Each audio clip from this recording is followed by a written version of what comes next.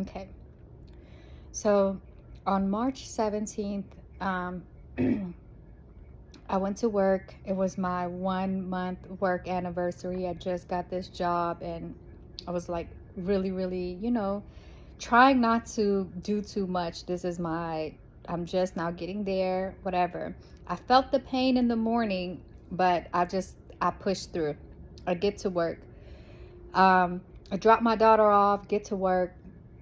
By the time I get there, by this time I'm in so much pain. I'm uh like hesitant to go upstairs. But then I really can't even walk. So I get up, get myself together, go on the elevator. I go upstairs and I don't know, something about being in that elevator or whatever it was, but I just got like the pain just started to become more and more intense, and I could barely walk. So I decided to just go and talk to my manager real quick. I had some calls to make. I still pushed through the calls, and I'll go directly to the emergency room.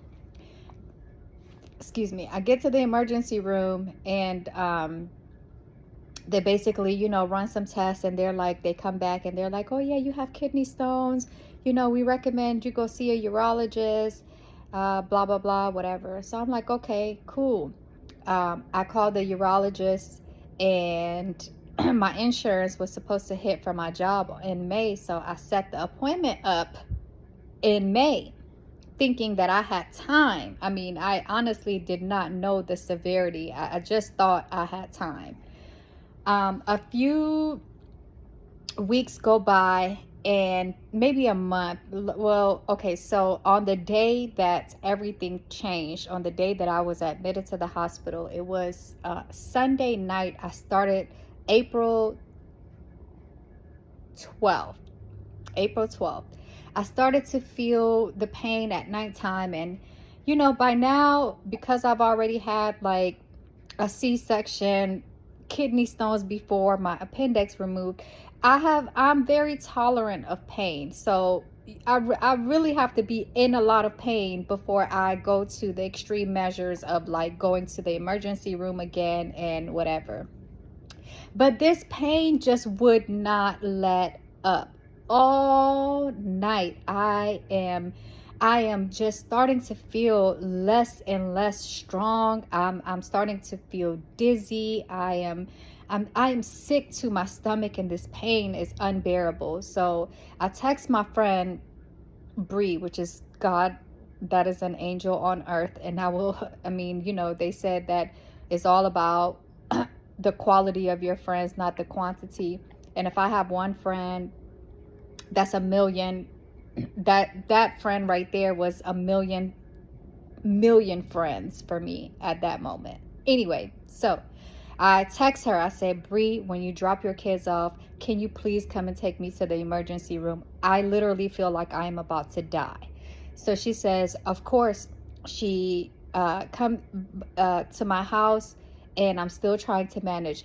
By the time my friend got to my house, at this moment I can't do anything. I mean, I'm not dressed. I am shaking like uncontrollably. And she comes in, and immediately her face just turns a little pale. I mean, she's already pale, but her face just turns pale, and she's like, oh my God, I need to call the ambulance. And I'm like, you cannot do that. I do not have time.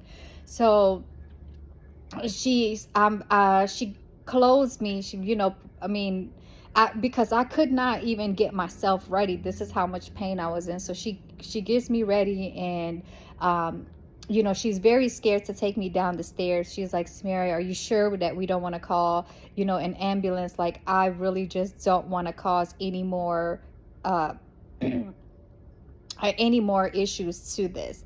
I say to her, I'm like, it's okay. So I'm basically like barely walking down the stairs. I could feel myself like kind of here, kind of not here.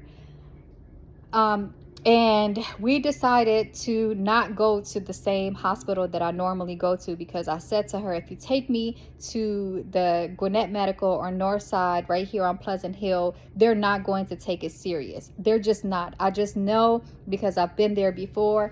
And so she decides to take me to Emory and Johns Creek. We get to Emory, and I explain to the woman that what I'm going through, and in a matter of seconds they pull me to the back. The minutes that they pull me to the back is like, okay, she takes, my vitals, she takes my temperature. When I see my temperature at 102, I immediately become a little bit alarmed. I'm like, oh snap, like I have a fever. I did not even recognize it. Had a fever. I mean, I know I was shivering, but you don't feel a lot of things when you're in pain. You don't know where it's stemming from. So she takes my fever, and this is where it starts to get a little, almost like it was unrealistic. I don't know. The lady ends up saying some type of emergency code in over the intercom. I guess this is where they go in and they call all the doctors to let them know, oh my goodness, you have a serious emergency going on here. And once she calls that thing, they immediately take me to the back, and out of nowhere, it is like the room that I was in was very small, but it felt like it got smaller because so many people started to come in. They're starting to come in, and they're taking my clothes off. They're like putting all these things on me, and they're trying to, at this point, I guess they're trying to control my temperature because I was running such a high fever. So they start explaining to my friend what's going on, like, hey, she's in sepsis or pre-sepsis or something like that, and this, that, and the third, we have to, we're admitting her. And so it just starts to go all fast. I mean, all I know is that if you've ever watched the movie, the show Grey's Anatomy, or any medical show, you know how when all the doctors start to come in and they start doing all these weird things, and there's actually a patient about to die, and they're trying to maintain the temperature, or give her this or give her that. That's what was happening to me. And mind you, I still did not understand the severity of it until then. So I spend that time, and they go ahead and check me in, and boom, my vitals are, everything is off.